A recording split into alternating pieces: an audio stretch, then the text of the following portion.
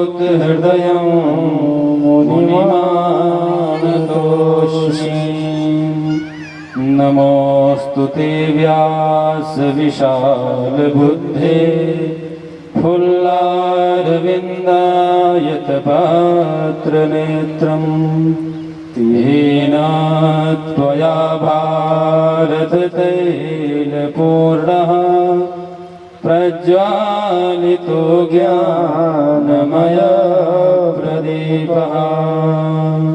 नारायणं नमस्कृत्य नरं चैव नरोत्तमं देवीं सरस्वतीं व्यासं ततो जयमुदीरयेत्।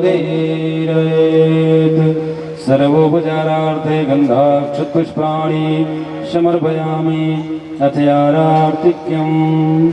सभी भक्तजन यथास्थान खड़े हो जाएं। भागवत भगवान की पावन मंगलमयी दिव्य आरती। हरि ओम मायुधगों हविः प्रजननं मे अस्तु दशवीरगो सर्वगणगो सुस्ताये आत्मसनि प्रजासनि वसुसनि लोकसन्यभयसनि अग्निं प्रजां बहुलां मे करोतु वर्णम् अयोरेतो भस्मास्तु दत्ता। श्री भागवत भगवान की है आरती। पापियों को पाप से है तारते। श्री भागवत भगवान की है आरती। पापियों को पाप से है तारते। श्री भागवत भगवान की है आरती। पापियों को पाप से है तारते। ओ पापियों को पाप से अमर ग्रंथि मोक्ष पंथे पंचम वेद निराला है जो ज्योति जगाने वाला है। मोक्ष पंथे पंचम वेद निराला नव ज्योति जगाने वाला है। अमर ग्रंथि मोक्ष पंथे पंचम वेद निराला है नव ज्योति जगाने वाला है।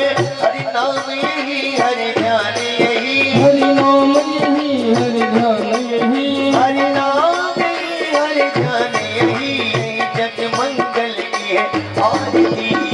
पापियों को पाप से है तारती। श्री भागवत भगवान की है आरती।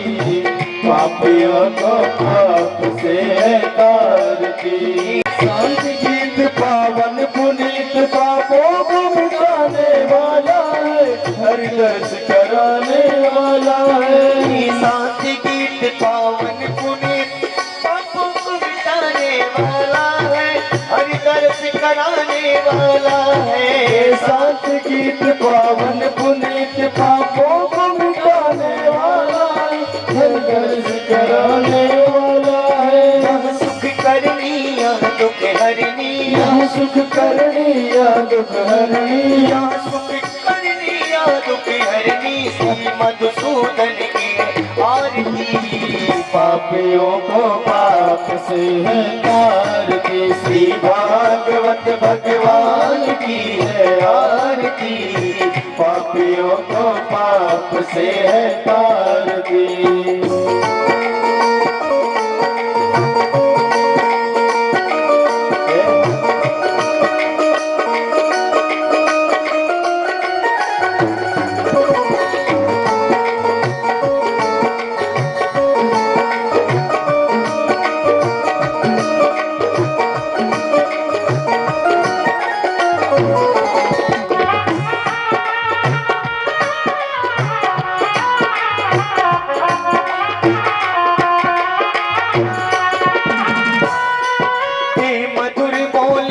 पंथ खोल समाज बताने वाला है। बिगड़ी को बनाने वाला है।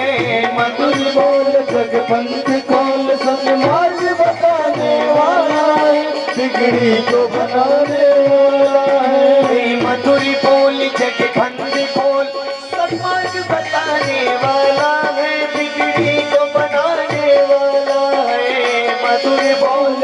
पंथ खोल समाज बनाने वाला है। श्री राम यही घनश्याम यही, श्री राम यही घनश्याम यही, मेरे राम यही घनश्याम यही, प्रभु महिमा की है आरती। पापियों को पाप से है तारती, श्री भागवत भगवान की है आरती। पापियों को पाप से है तारती, श्री भागवत भगवान की है आरती, पापियों को पाप से है तारती। श्री भागवत भगवान की है आरती। पापियों को पाप से है तारती। और गौरम करुणावतारम संसार सारं भजनेन्द्रहारं सदा वसंतम हृदयारविंदे, भवं भवानी सहितं नमामि। त्वमेव माता पिता त्वमेव, त्वमेव बन्धुश्च सदा त्वमेव, त्वमेव वेदा द्रविणं त्वमेव, त्वमेव सर्वं मम देवदेव। त्वमेव सर्वं मम देवदेव, त्वमेव सर्वं मम देवदेव। ओम श्री पुराण पुरुषोत्तमाय नमः। आराधिक्यं समर्पयामि।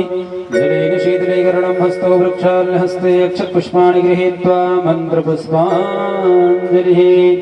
हरिः ओं महायज्ञेन यज्ञमयजन्तदेवास्तानि धर्माणि प्रथमान्यासन्ना ते हनागौन्महिमानः स्वचन्द्रद्रपूर्वेशाद्याः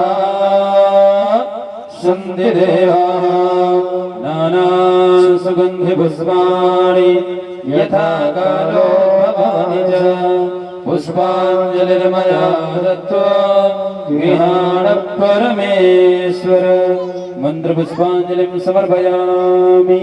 बोलिए भागवत भगवान की, बोलिए वृंदावन बिहारी लाल की, बोलिए लक्ष्मी नारायण भगवान की, बोलिए काशी विश्वनाथ भगवान की, बोलिए सियावर रामचंद्र की, बोलिए हनुमान जी महाराज की, बोलिए सुखदेव भगवान की, बोलिए व्यास भगवान की, धर्म की अधर्म का प्राणियों में विश्व का सत्य सनातन धर्म की।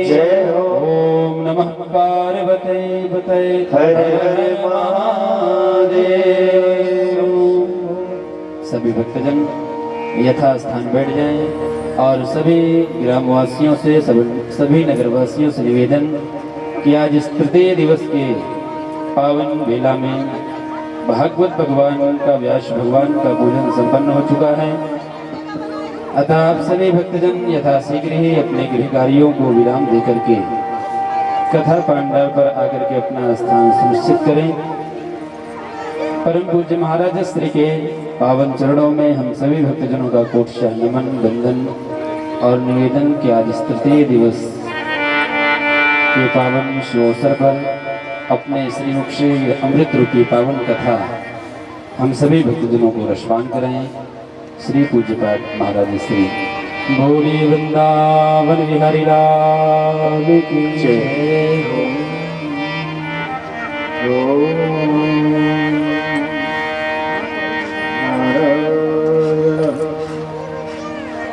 शरणं मम ॐ श्रीराम शरणं मम ॐ श्रीकृष्ण शरणं मम ॐ लक्ष्मीनाथ समारंभा नाथया मुनिमध्यमा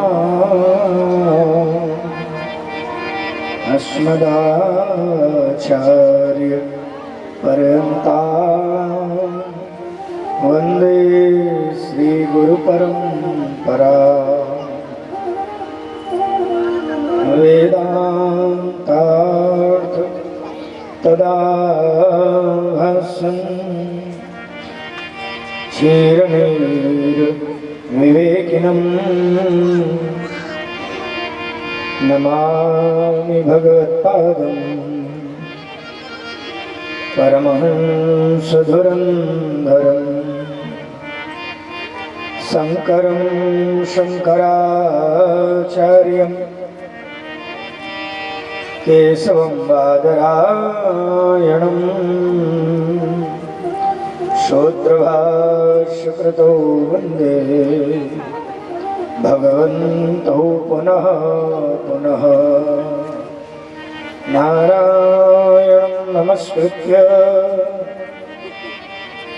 नरं चैव नरोत्तमं देवीं सरस्वतीं व्यासं ततो जयमुदीरये अज्ञानतिमिरान्धस्य ज्ञानाञ्जनशलाकया चक्षुषोन्मीलितं येन तस्मै श्रीगुरुवे नमः। नमोऽस्तु रामाय लक्ष्मणाय देवे च तस्यै जनकात्मजाय नमोऽस्तु रुद्रेन्द्रयमानिलेभ्यो नमोऽस्तु चन्द्रार्कमरुद्गणेभ्यः प्रह्लादनारदपराशरपुण्डरीक व्यासाम्बरीशशुकशौ नकभीष्मदाभ्याम् रुक्मांगदार्जुनवसिष्ठविभीषणादीन् पुण्यान् अनुप्राणित कर रही अर्चनिया वंदना के कर्णधार होनहार वाला याज्ञिक विधाओं को क्रियान्वित कर रहे आचार्यगण संगीत कला को भगवत चरणारविंदों में निवेदित कर रहे संगीत कला के विद्वानगण आपके इस कार्यक्रम में जो सतत निबद्ध है ऐसे राम राज्य शुक्ल, अमरनाथ जी शुक्ल, विजयनाथ जी शुक्ल, श्रीमान सतीश शुक्ल जी, प्रशांत शुक्ल जी, सत्यम जी, शिवम जी, शुभम जी, केशवम जी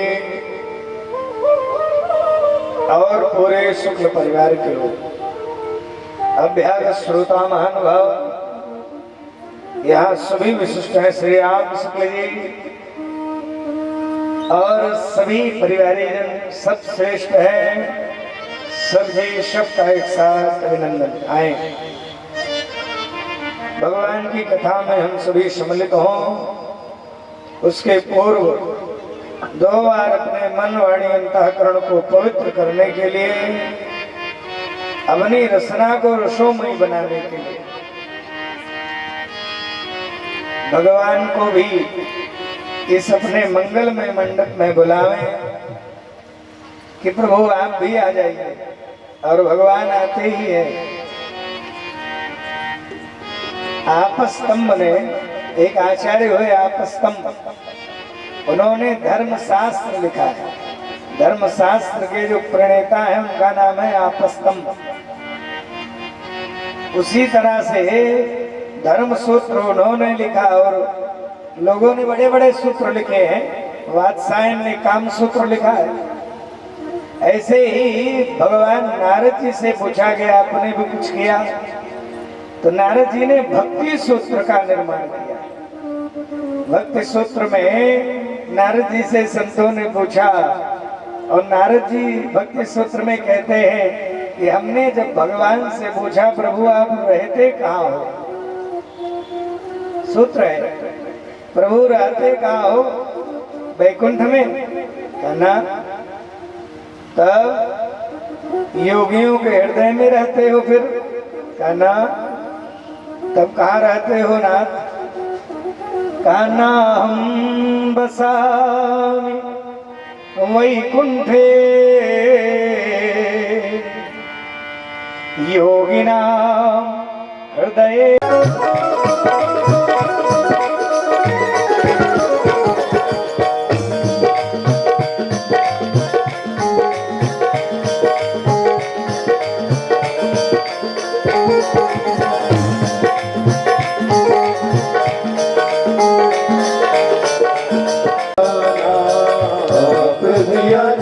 संग गोवियों को लाना, आप भी आना संग ग्वालों ग्वालों को लाना।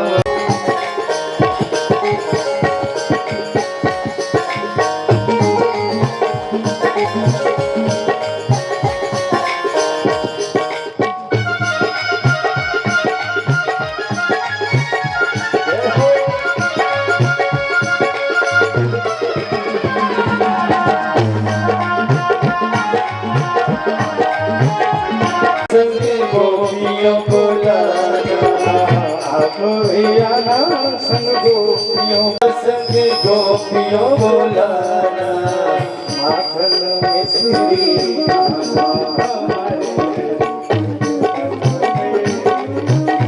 माखन मिश्री खाना हमारे हरि कीर्तन में, आना सुंदर श्याम हमारे।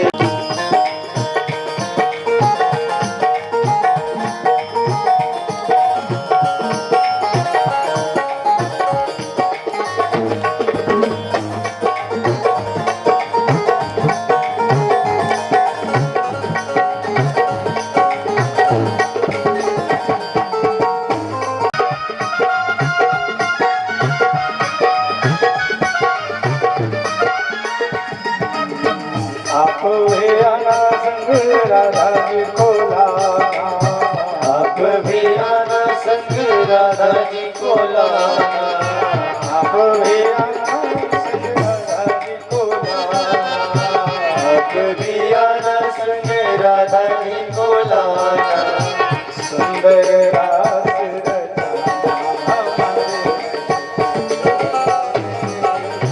सुंदर रास रचाना हमारे हरि कीर्तन में, आना सुंदर श्याम हमारे आना सुंदर श्याम हमारे हरि कीर्तन में।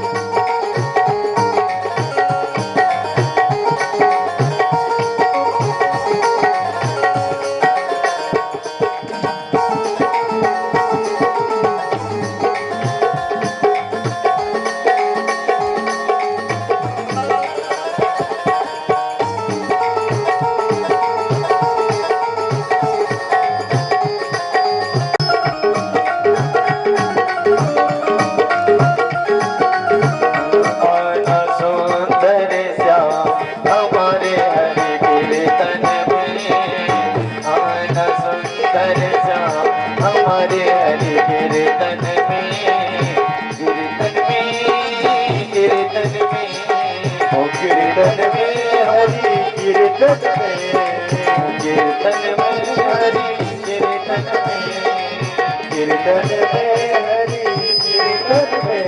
ओ माना सुंदर श्याम हमारे हरि कीर्तन में, माना सुंदर श्याम हमारे हरि कीर्तन में, आना सुंदर श्याम हमारे हरि कीर्तन में, आना सुंदर श्याम हमारे हरि कीर्तन में। बोले भक्त वत्सल भगवान की जय। सच्चिदानंद रूपाय विश्वोत्पत्त्यादिहेतवे तापत्रय विनाशाय श्रीकृष्णाय वयं नमः। कल की कथा क्या चर्चा हो रही थी? कल की कथा में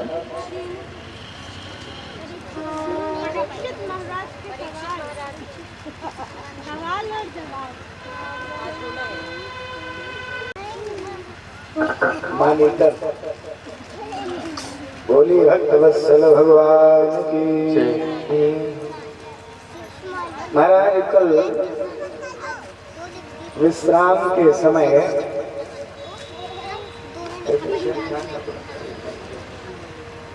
महाराज कल परीक्षित जी का प्रायोग वेशन लेकर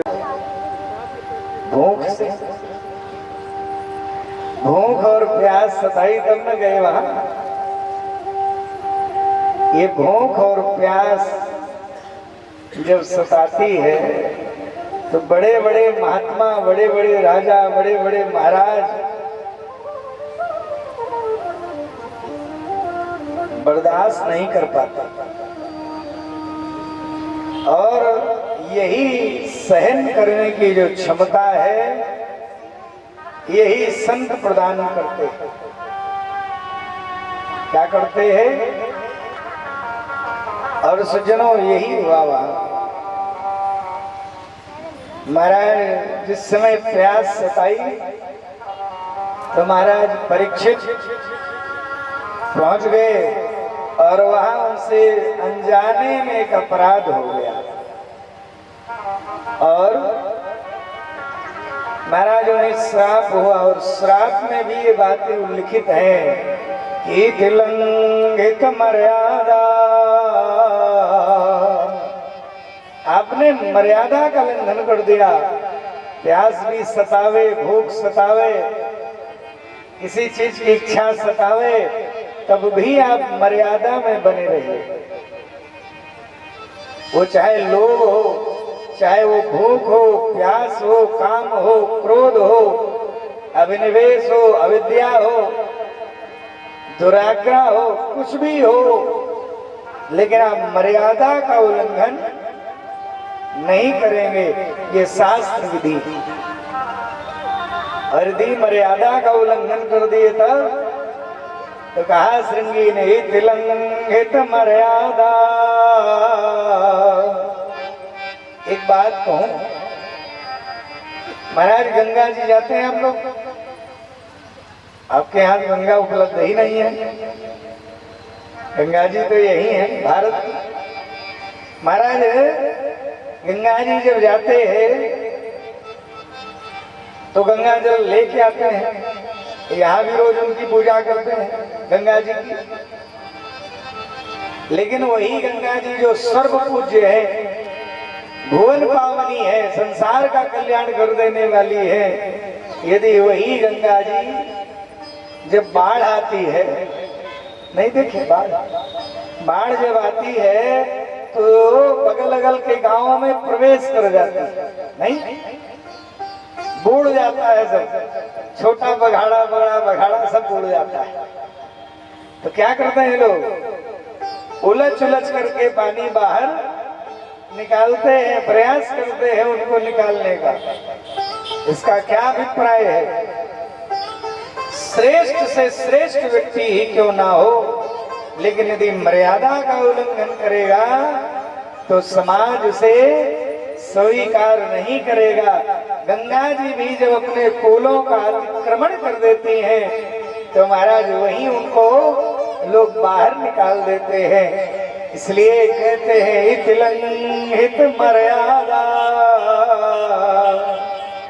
तक्षकः सप्तमे हनि दंक्षति स्म कुलांगार चोदितो में तद्रुहा। ऐसा शास्त्र महाराज। और जब जिस समय महाराज परीक्षित गंगा की रमण रेती में बैठ गए, उस समय भारत के सारे ऋषि वहां पहुंच गए। आपके भी जनपद के एक ऋषि पहुंचे, जानते हैं उनका नाम? पुलोमा के जो पुत्र हैं, भृगु जी के पुत्र हैं, ब्रह्मा जी के जो नाती लगते हैं, क्या नाम उनका? च्यवन ऋषि, यही के तो वो भी पहुंचे हैं। भृगुरूप श्रेष्ठ सारे दिख रहे हैं वहां, बड़े बड़े ऋषि। और लिखा है महाराज उनको बुलावा नहीं भेजना पड़ा, किसी को कोई बुलाने नहीं गया, स्वयं आ गए। तत्रोपजगमुर्भुवनं पुनाना महानुभावा मुनया सशेष्या प्रायेण तीर्था भिगमा तदेशे स्वयं ही तीर्था निपुनन्ति संता। ऐसे ऐसे महात्मा पहुंचे। और महाराज जब आंख खुली परीक्षित की और सामने इतने ऋषियों को देखा कि रे राम राम, हाथ जोड़ लिए और चरणों में गिर गए, दंडवत प्रणाम कर रहे, दंडवत प्रणाम कर रहे हैं, लेट लेट करके प्रणाम कर रहे हैं। और एक बात कही परीक्षित ने, अहो अद्य वयं ब्रह्मा सतसेव्या छात्रबंधवा। अरे राम, आपने हमारे ऊपर इतनी बड़ी कृपा, जिस छत्रबंधु ने एक संत का अपराध कर दिया, निरापराधी संत के गले में सर्प की माला पहना दी, ऐसे छात्र बंधु के ऊपर इतने ऋषियों ने कृपा करी। और आज तो हमें लग रहा है कि हम इस कृपा के लायक नहीं हैं। शायद उस ऋषि कुमार ने हमको श्राप दे करके मानो अनुग्रहित कर दिया हो, कृपा कर दिया हो। मानो ये श्राप नहीं है, ये तो आशीर्वाद है। इतने संत हमारे सम्मुख विराजित हैं। सबसे परीक्षित एक ही बात कह रहे हैं कि 7 दिन में मरने वाले को क्या करना चाहिए।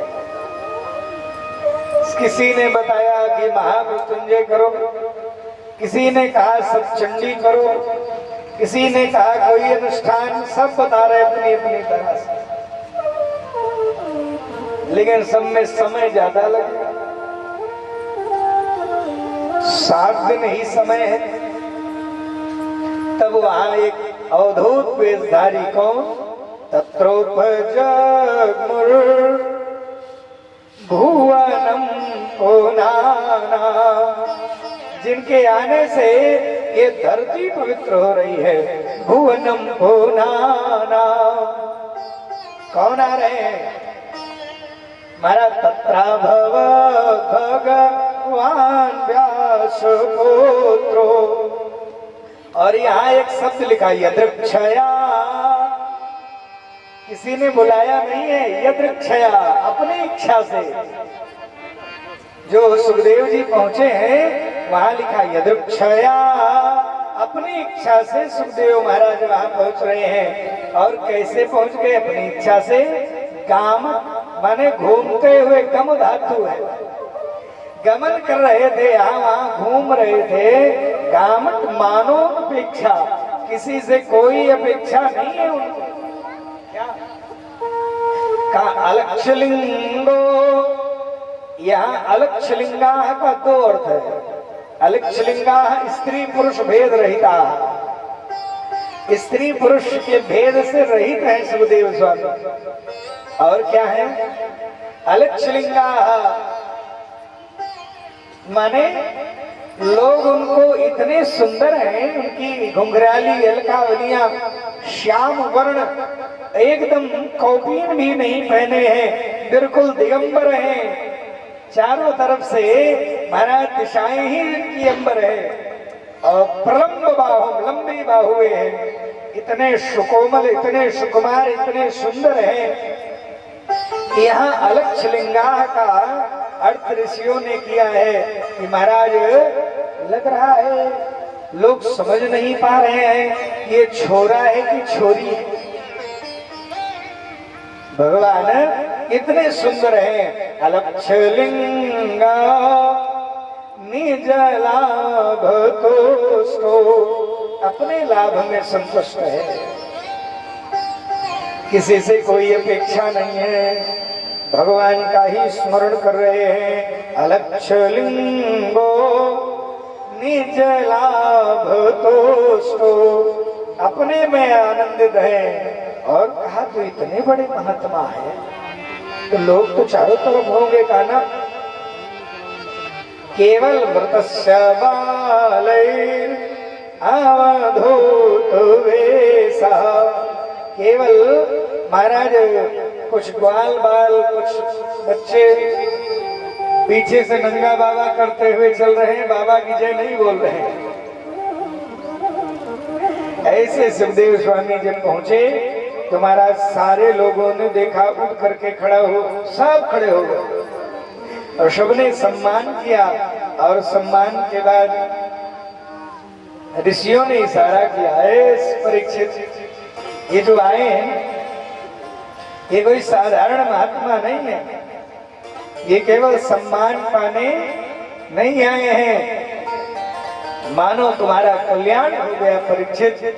और एक काम करो, तुरंत परीक्षित ने देखा सब संत महात्मा खड़े हो रहे हैं तो दंडवत प्रणाम किया, लेट गए,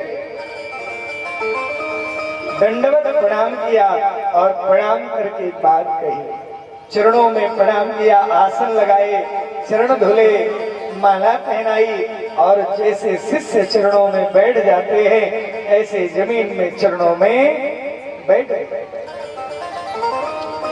ऋषियों ने कहा, जानते हो परीक्षित कौन है? ऐसा संस्मरणा पुंसा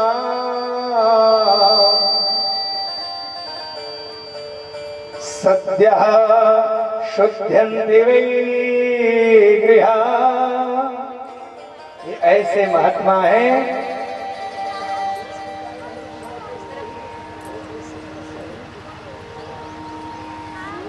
एसाम संस्मरणा पुंसाम सद्यः शुद्ध्यन्ति वै गृहा। किं पुनर्दर्शन स्पर्श पाद शौचा सनादिभि। महाराज ये जो महात्मा जी है ना,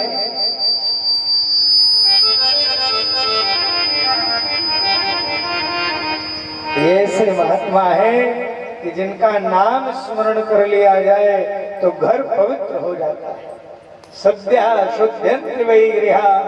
और किम पुनर्दर्शन स्पर्श, और कहीं दर्शन मिल गया, कहीं इनके चरण स्पर्श करने को मिल गए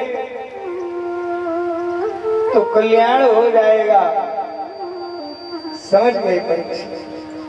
कहा बस इनके तुम शरण में हो जाओ, प्रपन्न नहीं कहा। प्रपन्न होना अलग विषय है, शरण होना अलग विषय है। प्रपन्न माने होता है कि हम किसी को प्रणाम करें, प्रपद पर स्पर्श करने का नाम है प्रपन्न होना। माने प्रपद का स्पर्श पा जाना। प्रपद माने जो चरणों के ऊपर वाला हिस्सा है इसको प्रपद कहते हैं। हाँ, ये चरण के ऊपर जहाँ ऊपर से होता है, जो स्पर्श करते हैं लोग, प्रणाम करते हैं, उसको प्रपद कहते हैं। और वहाँ शरण में जाने पर हम प्रपन्न कहते हैं। और जो तालु है ये भगवान के लिए लिखा है कि भगवान जब कृपा करते हैं तो ताल उठा करके भक्त के महाराज जैसे बलि के सिर पर भगवान ने रख दिया। तो कहने का मतलब है कि भगवान अपनी शरण में ले। दो प्रकार की शरणागति है भक्ति मार्ग में। कहा महाराज पहली शरणागति है, एक दो बातें कही गई, एक मारजार एक मरकट। जो मारजार है, मारजार माने बिल्ली का बच्चा, तो बिल्ली का बच्चा बिल्ली को नहीं पकड़ता है, बिल्ली ही अपने बच्चे को पकड़ती है, नहीं ले जाती है। ये भाव क्या है? शरणागति।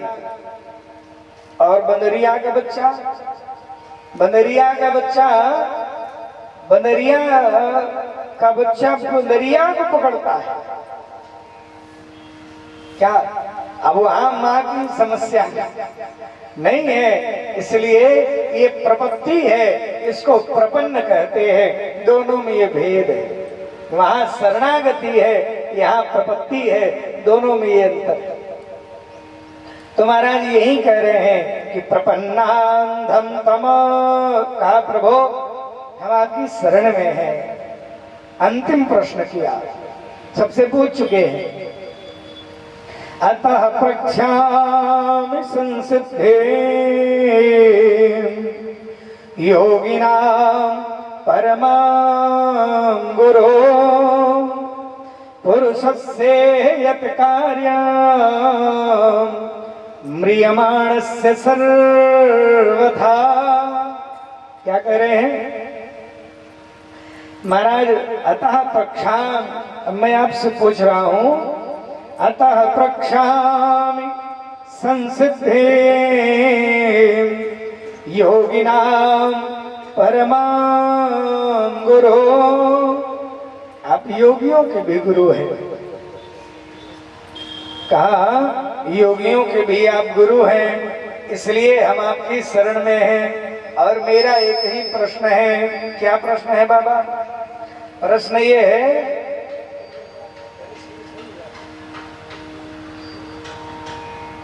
महाराज हमारा एक ही प्रश्न है कि 7 दिन में जिनकी मृत्यु है उन्हें क्या करना चाहिए? समझ रहे हैं? जिनकी 7 दिन में मृत्यु सुनिश्चित है उन्हें क्या करना चाहिए? मानो दुनिया को लक्ष्य करके प्रश्न किया है। ये दुनिया में ऐसा कोई प्राणी जन्म नहीं लिया है जिसको 7 दिन में न मरना हो। प्रत्युत माने दुनिया नहीं, सबके लिए है। 7 ही दिन चूंकि बना ही है, 8वां दिन बना ही नहीं है, तो प्रश्न किया महाराज जिनको 7 दिन में मरना है। सुखदेव जी को इतना अच्छा लगा प्रश्न कि नियम है ना, पहले भगवान की कथा होने के पहले संकीर्तन होगा, स्तुति होगी, तब कथा। लेकिन ना यहाँ स्तुति हुआ न संकीर्तन हुआ, सीधे कथा पे आ गए। और क्या कह रहे हैं? वरीयानेशते प्रश्न। अरे परीक्षित, तुम्हारा प्रश्न बहुत श्रेष्ठ है। वरीयानेशते प्रश्न कृतो लोक हितो नृप।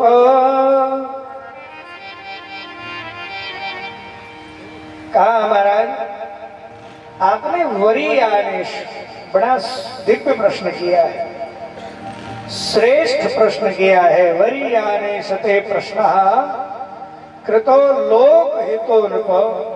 और आपने लोक हित में, हे राजन, आपने लोक हित में ये प्रश्न किया है। इस श्लोक की भी बड़ी व्याख्या है। कुछ संत तो कहते हैं महाराज मानो वरी आने से कहा करके ब्रह्म शब्द का निरूपण किया। क्या कहा? ब्रह्म शब्द का निरूपण किया मानो, क्योंकि वकार जो है वो ब्रह्म का बीजाक्षर है, ब्रह्म का बीज मंत्र है, इसलिए वकार से शुरू किया। एक बड़ी विचित्र बात कहूं, रामचरितमानस पढ़े, वहां पूरे मानस को गोस्वामी जी ने वकार से ही संपुटित कर दिया है। मानस में पहला अक्षर वाह है और विश्राम में अंतिम अक्षर भी वाह है। नहीं, वर्णानां अर्थ संघानां रसानां छंदसामपि और पीछे मोहयन्ति नो मानवः। वहां पे ही विश्राम अनु गोस्वामी जी बताना चाहते हैं, उसकी मानसिक चिकित्सा की जाए। आप चिंता मत करिए, आप हमारे पास आ गए हैं, आपको समस्या नहीं होगी। तो रोगी के मन में अपने आप आ जाएगा, नहीं कुछ सही है इसका मतलब। क्या हुआ महाराज? एक व्यवस्था बने। महाराज सुखदेव जी ने कहा, राजन आपको मृत्यु का भय है? हाँ महाराज, भय तो है। आपके पास तो 7 दिन है महाराज। आपके ही एक वंश में महाराज एक राजा हुए जिनका नाम था खटवांग। खटवांगो नाम राजर्षि, एक महान राजा हुए खटवांग। देवासुर संग्राम लड़ने जाते थे, प्रतापी राजा थे। वो राजा के यहाँ पता चला महाराज लौटने लगे तो देवताओं से कहा, देवताओं एक हमारा भी छोटा काम कर दीजिए। क्या महाराज? थोड़ी अपनी डायरी उठाइए और मैं देखिए महाराज हमारी आयु कितनी है। देखा डायरी में तो महाराज अब तो 2 मुहूर्त तो बचा हुआ है, माने 48 मिनट। कितना? केवल 48 मिनट आपके जीवन का शेष है। और महाराज खटवांग, क्योंकि पृथ्वी पर रहने वाला कोई भी व्यक्ति, पक्की बात समझो कि जीव की आयु का निर्णय कोई नहीं ले सकता। एक राजा के सभा में एक ऋषि, एक विद्वान पहुंचे,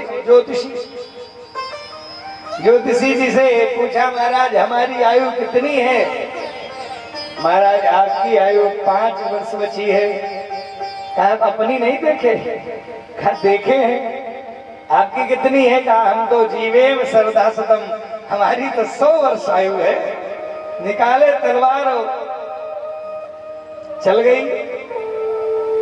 और जो चल गई तो कहा बताइए। तो निवेदन करो, राजस्य चित्तम कृपणस्य वित्तम मनोरथम दुर्जन मानवानाम श्री चरित्रम पुरुषस्य भाग्यम दैयो न जानाति कुतो मनुष्य। तो कहने का आशय है कि हमारी आयु कितनी है ये केवल बनाने वाला जान सकता है, वही, उसके अलावा नहीं। इसलिए महाराज बताइए, वहां गए देव तो खटवांग ने पूछा। अब भाई वहां तो सबकी डायरी है, बताया कि 48 मिनट। विचलित नहीं हुए महाराज खटवांग, आए।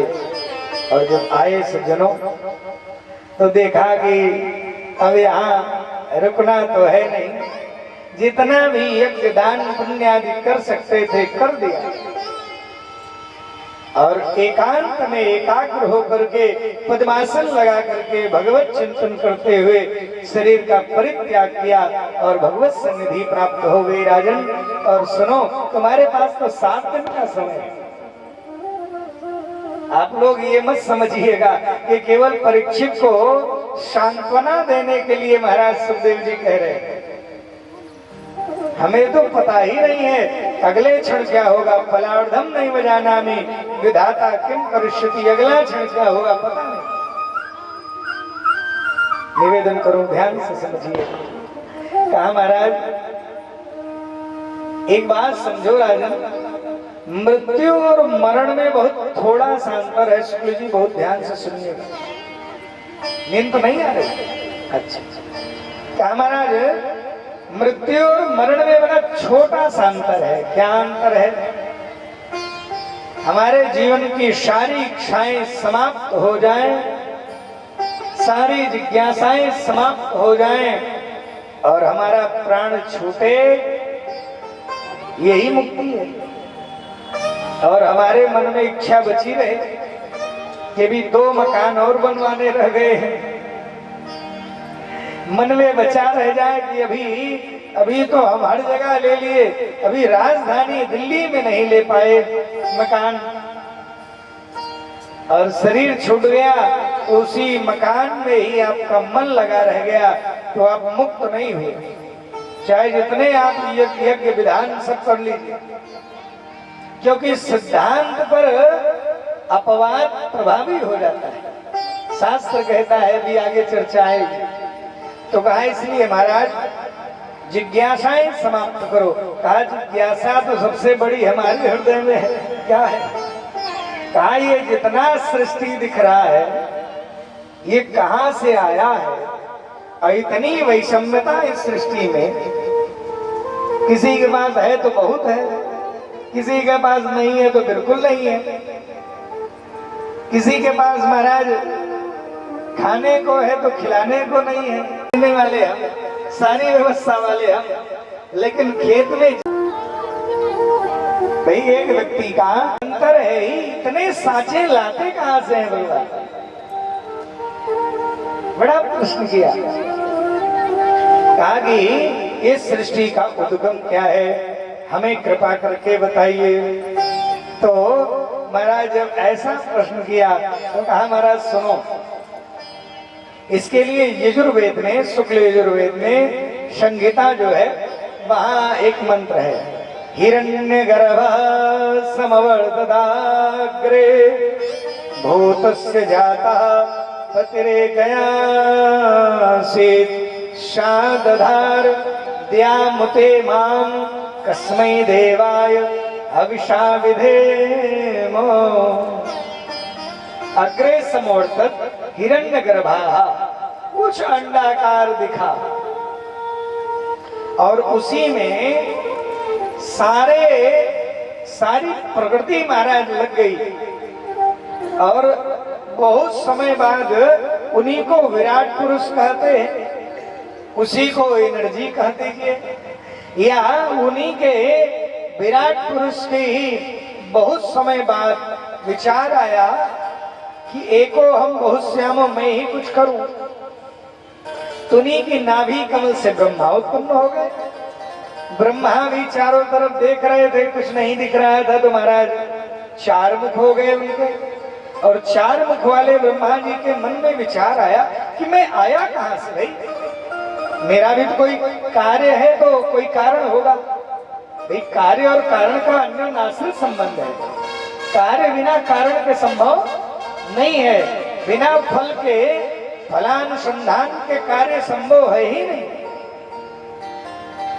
हम भगवान की पूजा भी करते हैं तो बीच में पोल होता है कि नहीं, कि ब्रह्मा जी पूजा तो नारायण की करते हैं, लेकिन उनके मन में होता है कि लक्ष्मी जी हमारी तरफ एक बार देख लें, तो लक्ष्मी जी खुश होंगे, नारायण खुश होंगे।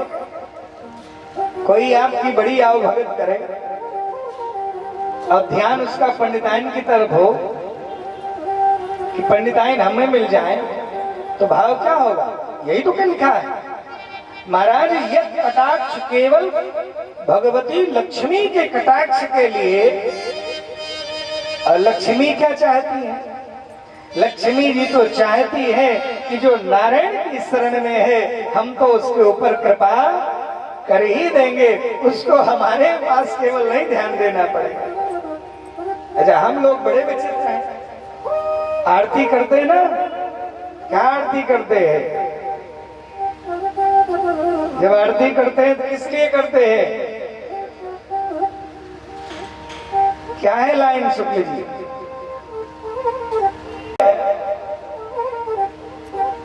क्या कहते हैं भगवान से? हे प्रभु फल दीजिए, क्या चाहते हो? सुख संपत्ति आ जाए। तो कहा ठीक है, जाओ ले लो। चले गए, रुकिए भाई, सुख संपत्ति जब आ जाएगी तो महाराज एक बात सुनिए, जब सुख संपत्ति आ जाएगी तो रोग होगा, तो भी तो व्यवस्था करिए, कष्ट मिटे तन का, वो भी गारंटी आप नहीं लीजिए। तो हम लोगों में बड़ी विचित्रता है महाराज, भगवान भी बड़े सावधान हो जाते होंगे। ये भगत जैसे हाथ जोड़ता है वैसे सावधान भगवान हो जाए, क्या मांग लेगा। हम लोग एक अगरबत्ती जलाते ही शुरू ही करते हैं 2 लाख की लॉटरी से, उससे छोटे तो बातें नहीं बनती। नहीं, भगवान भी सोचते बताओ 2 रुपए खर्च करके। एक सज्जन आए, कहे गुरु जी हमारी एक मानता मान दीजिए हनुमान जी से। हमने कहा क्या मानता मान दे। कहा लड़का अगर हमारा IAS बन गया तो गुरु जी 11 किलो लड्डू यहीं चढ़वाएंगे और बड़ा घंटा बांधेंगे आपके यहाँ। हमने कहा हनुमान जी को मूर्ख समझे हो? अरे हनुमान जी सबके पास सब चीजें नहीं होती। ज्ञान होगा, अगर कोई बहुत ज्ञानी होगा तो बलवान नहीं होगा, है ना, जानते हैं। और कोई बहुत बलवान है तो बहुत ज्ञानी नहीं होगा। आप किसी बलवान आदमी जो पहलवान हो उसको ज्ञानी भी बताइए, नहीं होगा। और बहुत माने हनुमान जी में बल बुद्धि विद्या सब है और इतने नहीं है। अतुलित बल धामम हेम शैलाभदेहम धनुजवन कृशानुम, और आगे ज्ञानी नाम अग्रगण्यम। अतुलित बल के धाम है और ज्ञानियों में भी अग्रगण्य है। और आगे अगर और व्यवस्था नहीं सोच पाए तो कहा कि अतुलित बल धामम हेम शैलाभदेहम धनुजवन कृशानम ज्ञानी नाम अग्रगण्यम सकल गुण निधानम। अब कितना बताएं भाई, ये भी है, ये भी है, ये भी है। तो लिख दिया सकल गुण निधानम वानराणामधीशम। और इससे भी जब पेट नहीं भरा तो रघुपति प्रिय भक्तम वातुजातम नमामि। हनुमान जी महाराज के लिए है। महाराज ये व्यवस्था बताई तो क्या कह रहे थे महाराज? तो महाराज ब्रह्मा जी ने विचार किया कि मैं आया कहां से, कारण तो होगा। तो कहा कुछ नहीं दिख रहा है, तो उसी नाल में प्रवेश कर गए, कमल की नाल में ही प्रवेश कर गए। और जो कमल की नाल में प्रवेश किए महाराज, तो हजारों वर्ष तक ढूंढते रहे, पता नहीं चला। बाहर आए, और जो बाहर आए महाराज तो फिर आकाशवाणी हुई, और वो भी बड़ी गुप्त। स्पर्शेषु यत्सो दशमे कविंसम, स्पर्शेषु यत्सोडशमेक विंसम। अपने यहाँ जो भी कुछ है सब बहुत व्यवस्थित वर्ण है। तो कहा स्पर्श संज्ञा का 16वां और 21वां अक्षर हुआ।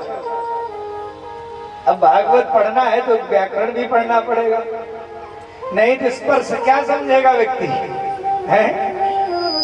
यहाँ और कोई जुगाड़ नहीं चलेगा। स्पर्श माने कादयो मावसाना नाम स्पर्श, कहां से मां तक की जो संज्ञा है उसको स्पर्श संज्ञा है। माने वो वर्णों का नाम स्पर्श वर्ण है। तो माने 16वां है का, 21वां है पा। मानो तप करने का यह आदेश हुआ, और जो तप किया तो भगवान प्रकट हुए। और भगवान जब प्रकट हुए शंख चक्र गदा पद्मो वनमाला विभूषितम, तो देखा सामने ब्रह्मा जी ने तो चरणों में गिरने, भगवान ने हाथ पकड़ लिया, हे बाबा आप त्रिदेवों में हो, आप चरणों में ना गिरो, ठीक है, अब हमारे बड़े खास पकड़ लिया हाथ। और वही ब्रह्मा जी को आदि कवये ब्रह्मणे, भगवान ने उनके हृदय में वेद को स्थापित कर दिया। और संतों ने कहा कि महाराज ब्रह्मा जी ने एक विचार किया। ब्रह्मा जी ने कहा प्रभु आप हमारा कोई काम का विधाता हो, काम करो सब। कहा एक बात बताइए, किसी को थोड़ा सा उपाधि मिल जाए, थोड़ा सा पद मिल जाए तो लोग समझ ही नहीं पाते कि हम क्या हैं।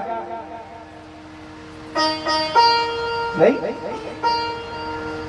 महाराज, हमको इतना बड़ा पद दे रहे हैं तो कहीं मान लीजिए हमें भी बुखार आ गया अहंकार वाला, चिंता मत करो। यही 4 मंत्रों में भागवत बताई है। भगवान नारायण ने ब्रह्मा जी को 4 मंत्रों में भागवत का उपदेश किया। बहुत गंभीर विषय है, ध्यान से सुनेंगे बात समझ आएगा। वो 4 मंत्र क्या है? अहमेवाशमेवाग्रे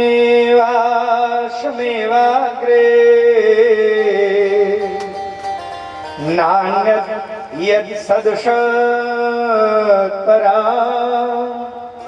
पश्चादहं यदेतच्च एव शिष्ये कृशोऽस्म्यहम् ऋतेऽर्थं यत् प्रतीयेत ना प्रतीयेत चात्मनि तद विद्यादात्मनो माया यथा भासो यथा तमः यथा महन्ति भूतानि भूतेषु वचेष्वनो प्रविष्टान्यप्रविष्टानि यथा ते श्वनते स्वः। क्या करें? इसका सार संक्षेप समझिए। ब्रह्मा जी से भगवान ने कहा, ब्रह्मा जी अहमेवासमेवाग्रे, ये जितना भी कुछ देख रहे हो ये कुछ भी जब नहीं था तब मैं था। ये सब है इस रूप में मुझे ही मानो, और जब कुछ भी नहीं रहेगा तब भी मैं ही बचूंगा। मानो भगवान कहना चाहते हैं इन सब को समाप्त करने का कार्य काल का है, और काल जिसको समाप्त नहीं कर सकता वो मैं हूं। पश्चात हम यदि तच्च एव शिष्येत सोष्म्यहम्, मैं ही बचता हूं। और क्या कह रहे हैं? ऋतेऽर्थं यत् प्रतीयेत, जो भी ऋत माने सत्य, ना प्रतीयेत चात्मनि तद विद्यादात्मनो माया, मेरी माया का भी एक काम होगा। क्या? जो सत है, जो सही है उसे छिपावे, जो असत है, झूठ है उसको सही बतावे। यही मेरी माया का काम होगा। और और एक बात बताई, एतावदेव जिज्ञासा तत्व जिज्ञासुनात्मनः अन्मया व्यतिरेकाभ्याम् यत् स्यात् सर्वत्र सर्वदा। भगवान सर्वत्र है और सर्वदा है, अन्वय व्यतिरेक दोनों से, कार्य और कारण दोनों भाव से। यथा महंत भूतानि भूतेषु वचेष्वनो प्रविष्टान्य, सब में भगवान है और सब में भगवान है, सब भगवान में है। कैसे? एक उदाहरण दिया, 3 उदाहरण यहाँ दिए। कहा जैसे मिट्टी का एक लोंदा, मिट्टी का एक गोला आपने लिया, आपको तो उसमें पता नहीं कि इसमें क्या क्या समाहित है।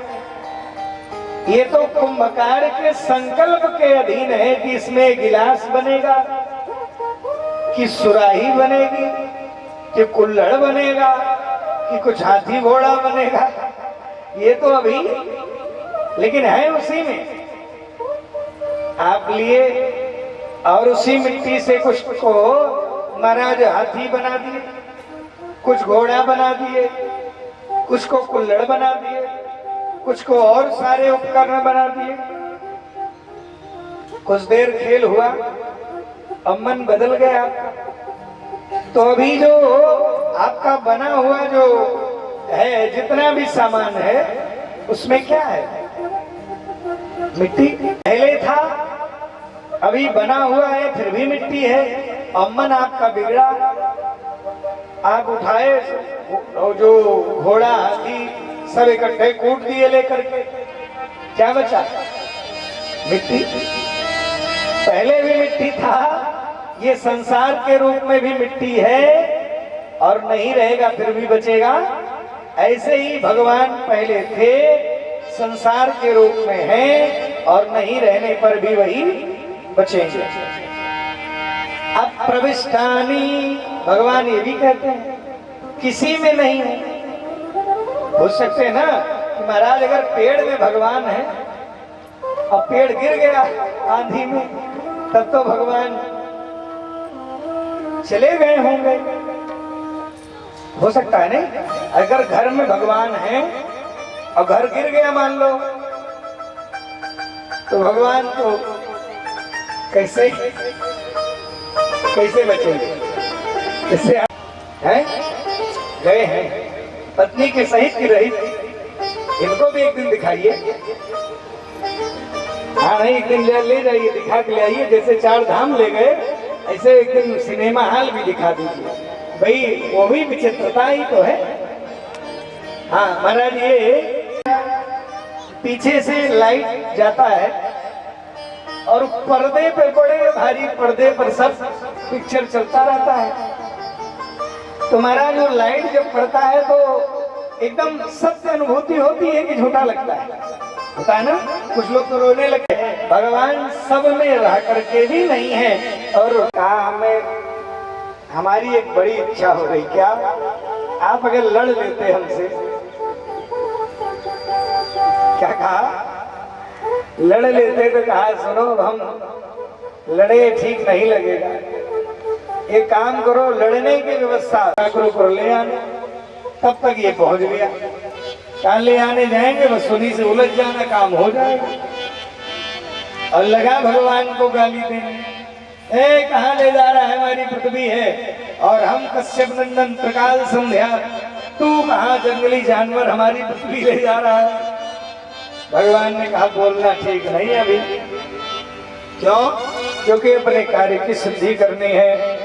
जब कोई आपका विशेष कार्य हो रहा हो दिमाग में, उस समय कोई उलझे चाहे झगड़े करे, उससे नहीं लगना है। बाद में उसको उत्तर जरूर देना है, परंतु उस समय पर आपको समस्या को टाल देना चाहिए। भगवान कुछ नहीं बोले, लेकिन जब जाकर के भगवान ने पृथ्वी को स्थापित कर दिया अपनी कक्षा में, तो भगवान ने बोला, हे बच्चा क्या कर रहे थे? जंगली जानवर? हाँ मैं तो हूँ ही। सत्यम वयं भो वन गोचरो मृगान। तो सही कह रहे हो, मैं तो वन गोचर हूँ, मैं तो जंगली जानवर हूँ, लेकिन युष्मत् विधान भ्रमये ग्राम सिंहान। तू भी गांव का शेर है। जब कहा गांव का शेर है, गांव का शेर तो जान रहे ना, कुत्ता बोलता है, लड़ पड़ा तुरंत। महाराज खूब युद्ध हुआ और शास्त्रकार कहते हैं अंश युद्ध हुआ। 28वें दिन भगवान ने एक थप्पड़ मारा है, धड़ अलग गिरा और सिर अलग गिरा। बोलिए भक्तवत्सल भगवान की। भगवान ने हिरण्याक्ष का उद्धार किया है और पृथ्वी को उससे स्वतंत्र किया है। अब महाराज सृष्टि के लिए आई बात, तो फिर ब्रह्मा जी कई जगह और चर्चाएं भी हैं, लेकिन भागवत में इतना ही लिखा है कि ब्रह्मा जी के दाहिने भाग से मनु महाराज और बाएं भाग से शत्रुपाका प्रकट हुआ। ये प्रथम मानव है। जो हम लोग मनुष्य कहे जाते हैं, तो इसीलिए कहे जाते हैं कि हम मनु की संतान है, मनुर्जातस्य मानव। और एक बात आपको और बता दें लगे हाथ, ये जो लोग कहते हैं कि ये ब्राह्मण है और हम फला हैं, तो ये इनके कैसे प्रणाम करें? ये कहां से श्रेष्ठ हो गए? शास्त्र की दृष्टि जो बड़े पढ़े लिखे, उनके लिए भी एक बड़ी बात कह दें कि महाराज मनु के पहले ही अत्रि वशिष्ठ क्रतु पुला पुलस्त अंगिरा इन सबका जन्म हो चुका था। समझ रहे नहीं? शकासाद्याग्र जन्मना, अग्र जन्मना इसीलिए कहा गया है। ये पहले भी जन्म ले चुके थे ये ऋषि जो गोत्र प्रवर्तक हैं। मनु महाराज और शत्रुपा का प्राकट्य हुआ, और जो मनु और शत्रुपा का प्राकट्य हुआ तो भगवान ने आदेश किया भाई सृष्टि करो। तो सृष्टि का जब उपक्रम हुआ तो महाराज इनके यहाँ 3 कन्याएं जन्म ली। सबसे पहले मनोस्तु शत्रुपाया त्रषः कन्या जग्निरे आकूति देवहूति च प्रसूति ऋतिवे श्रुतः। 3 कन्याएं आकूति, देवहूति और प्रसूति। तो आकूति नाम की जो कन्या है उनका विवाह हो गया किससे? रुचि नाम के प्रजापति से। और एक और विचित्र बात सुन लीजिए, जो आकूति का विवाह हुआ वो पुत्रिका धर्म से विवाह हुआ। पुत्रिका धर्म क्या है? कहा महाराज हमारे बेटा नहीं है, इसलिए ये जो रुचि नाम के प्रजापति को कन्या दिया उनसे विवाह के समय ही ये नियम है शास्त्र का कि अगर पुत्र नहीं है तो बेटी के विवाह के समय उसको पुत्रिका धर्म युक्त विवाह कहते हैं। और 12 प्रकार के पुत्रों में वो भी एक पुत्र है। विवाह के समय ही संकल्प ले लें कि इससे जो उत्पन्न होने वाला पुत्र है वो मेरा अपना होगा। आप और कन्या का तब दान करें, ये विधि है शास्त्र की। तो पुत्रिका धर्म से विवाह हुआ तो यज्ञ और दक्षिणा दोनों उत्पन्न हुए। तो यज्ञ नारायण मनु जी के संतान के साथ माने उनका संबंध हुआ, इसलिए यज्ञ और दक्षिणा का विवाह भी संभव हो गया। बोलिए भक्त वत्सल भगवान की। आगे महाराज दूसरी बिटियां हैं, उनका नाम है देवहूति। तो देवहूति इतनी सुंदर है, उनके लिए लिखा ललना ललाम, सुंदरियों में सुंदरी। इतनी सुंदरी है कि उनको देख करके महाराज ऊपर से विमान से जा रहा था गंधर्व मूर्छित हो गया, इतनी सुंदर है। विवाह कहाँ होगा? बड़ी समस्या। अब विवाह होगा तो महाराज कोई बड़ी तपस्या वाला होगा, वहीं विवाह संभव है। एक ऋषि है करदम, उनके यहाँ विवाह संभव है। करदम जी तपस्या किए, कुछ संत कहते हैं ब्याहे के लिए तपस्या किए। विवाह बड़ा आसान नहीं है शुक्ल जी, हाँ बड़ी तपस्या से दिव्य जो पत्नी प्राप्त होती है वो तपस्या से। और आपकी तपस्या नहीं है तो आपका घर चाहे आप सैकड़ों करोड़ लगा दीजिए, लेकिन घर में आने के बाद शांति नहीं मिलेगी। एसी मिलेगी, टी शर्ट मिलेगा, है सोफा सेट मिलेगा, बेड सेट सब मिलेगा, लेकिन दिमाग का ही अपसेट मिलेगा। और तपस्या है तब सब काम सही मिलेगा। इसलिए महाराज तपस्या किया, और तपस्या किया तो महाराज भगवान ने दर्शन दिया। क्या चाहते हैं? प्रभु एक ही इच्छा है, हरितज किम प्रयोजन नहीं व्रतानी चेरे हरि तो शरणानी। ये हमारी तपस्या केवल इसलिए है कि भगवान मिल जाए। क्या ठीक है? मैं कहा कि आप जैसा पुत्र चाहते हैं, तो आप जैसा तो कोई होता नहीं, भगवान जैसा भी कोई हो सकता है। मनु महाराज ने क्या कहा कि चाहो तो मैं समान सुत। तो भगवान ने कहा आप सरिस खोजो, कहा अपने जैसा खोज पाऊंगा। इसलिए भगवान ने कहा मैं ही आऊंगा, तुम विवाह कर लेना। आज के तीसरे दिन आएंगे मनु महाराज। मनु महाराज आए हैं अपनी बिटिया को लेकर के तीसरे दिन, और महाराज लगे हैं साधना में, तपस्या में। खड़े हो गए, याद आया आज तो कहे हैं पर देखा आने के लिए। तुरंत आंख खुली, देखा सामने खड़े हैं दोनों। तो ये नहीं कहा मनु महाराज ने कि मैं सम्राट मनु, मेरी बिटिया है महाराज, विवाह करो ना। बड़ी विचित्र बात है। कहा महाराज प्रिय व्रतोत्तान पादो, यही लाइन लिखी है भागवत में कि प्रिय व्रतोत्ता, यहां सीख करके जाइए, प्रिय व्रतोत्तान पादो स्वसेयम दुहिता मम। महाराज ये प्रियव्रत और उत्तानपाद की बहन है और हमारी इच्छा है कि इसको आप सेविका स्वीकार कर लीजिए। विचार करिए, कोई आज नौकरानी कहे भर दे तो अलग से एक समस्या नहीं। माताएं स्वयं कहती रहती हैं हम नौकरानी है का तुम्हारी, नहीं विवाह करके लाए नौकरानी बना के लाए, नहीं। और यहाँ क्या कह रहे हैं, स्वसेयम, आप अपनी सेविका स्वीकार कर लीजिए। स्वसेयम दुहिता मम, ये महाराज मेरी बिटिया है।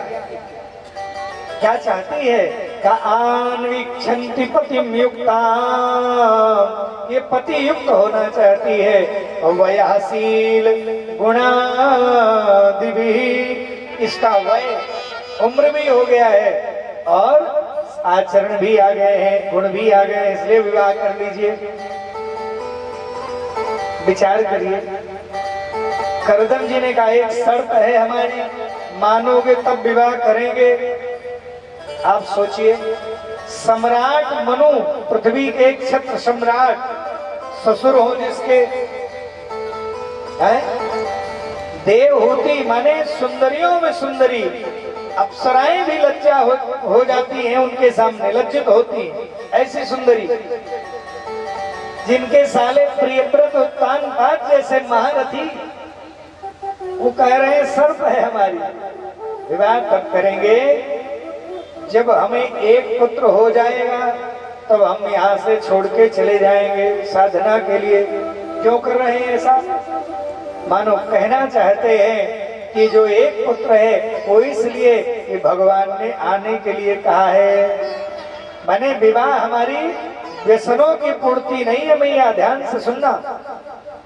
विवाह हमारे किसी विषय की पूर्ति नहीं है, भगवान की प्राप्ति के लिए विवाह करना है, ये भावजित है।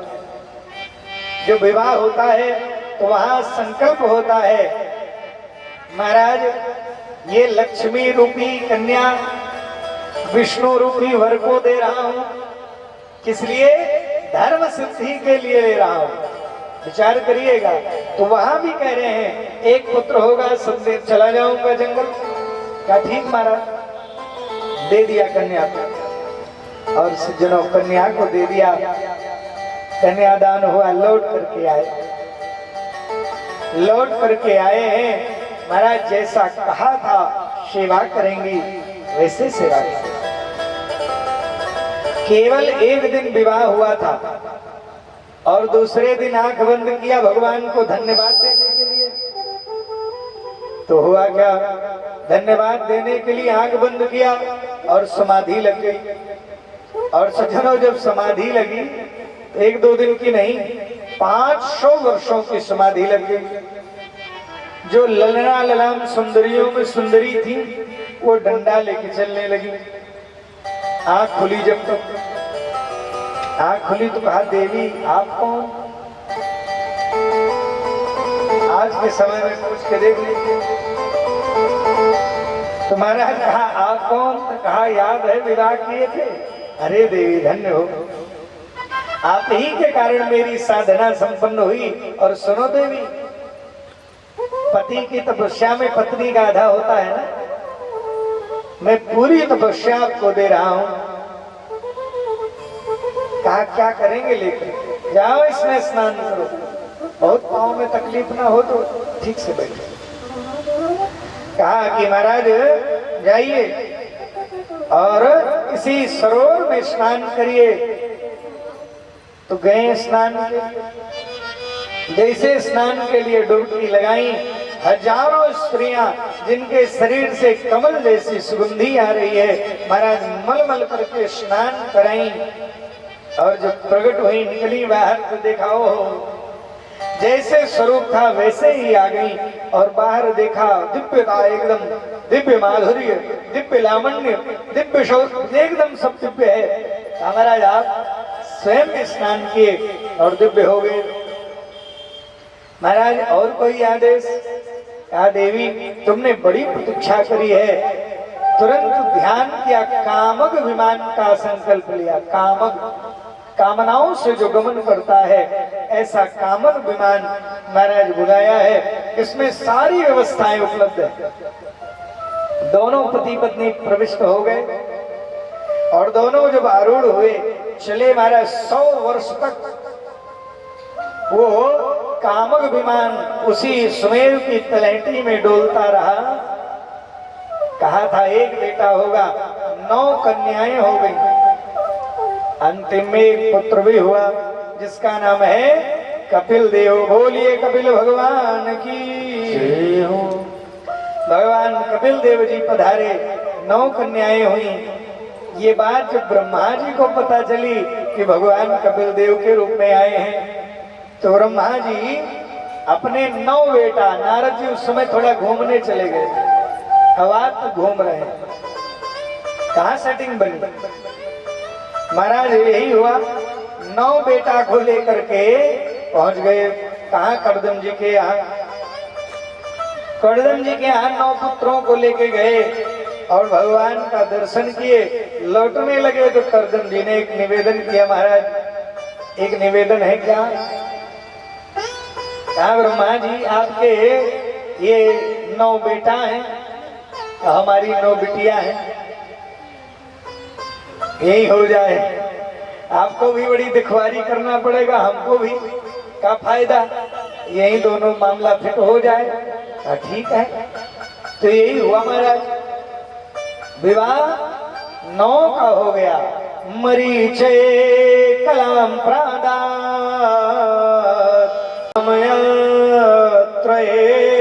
अत्रि ऋषि को अनुसुईया को दे दिया। अश्रद्धाम अंगिरसे यक्षास, अंगिरस ऋषि को श्रद्धा नाम की कन्या दे दी। अपुलस्तस्य हविर्भवा, हविर्भव नाम की कन्या को पुलस्त को दे दिया। सबको 9 को, वशिष्ठ को, अरुंधति को दे, सबको दे दिया। आनंद पूर्वक विवाह हो गया। और ये कोई साधारण कन्या नहीं है, इन्हीं के यहाँ ऐसी ऐसी भी कन्याएं हुई जिनके यहाँ भगवान भी बच्चा बन गए। एक अध्याय में अनुसुईया जी का भी चरित्र है महाराज, उनका भी सुंदर चरित्र है। आगे बढ़ते हैं महाराज, दिव्य चरित्र उनके यहाँ भी भगवान गए छल करने के लिए, और देवी ने पतिव्रत धर्म के प्रभाव से उनको भी बौना बना दिया, बच्चे बना दिया। फिर तीनों ने अपने अपने अंश से एक एक बालक दिया है वहां। भगवान उन्हीं के यहाँ नारायण ने अपने अंश से दत्तात्रेय को दिया, ब्रह्मा जी ने अपने अंश से चंद्रमा को दिया, और शिव जी ने अपने अंश से दुर्वासा को दिया। ये 3 पुत्र अत्रि जी के यहाँ हुए। बोलिए भक्तवत्सल भगवान की। महाराज ये भी चर्चाएं हुई। अब कपिल भगवान हैं और करदम जी ने कहा देवी जैसे बात हुई थी पहले कि एक बेटा होगा तो हम चले जाएंगे, तो हम तो जाना चाहते हैं। कहा ठीक महाराज, चले गए। अब वो तो जंगल चले गए, धीरे धीरे कपिल जी बढ़ने लगे। जब थोड़ा बड़े हुए कपिल जी, एक दिन 5 वर्ष के हुए, तो देवी देवहूति ने उनका यज्ञोपवीत संस्कार किया। थोड़ा समय बीता, एक दिन देवी देवहूति ने भगवान कपिल देव जी को आसन पे बैठाया, माला पहनाई, तिलक लगाया, आरती करने लगी। कपिल जी ऐसे देख रहे, मैया तुम कर क्या रही हो? तुम एक बार माला पहना देती हो, कभी तो तुम हाथ जोड़ती हो, कभी तुम आरती उतारती, कर क्या रही हो? अरे मैं बेटा हूं आपका। या प्रभो निर्भिन्ना नितरां भूमान असनिंद्रिय तर्षणा तेन संभाव्य मानेना प्रपन्नांधम तमा प्रभो।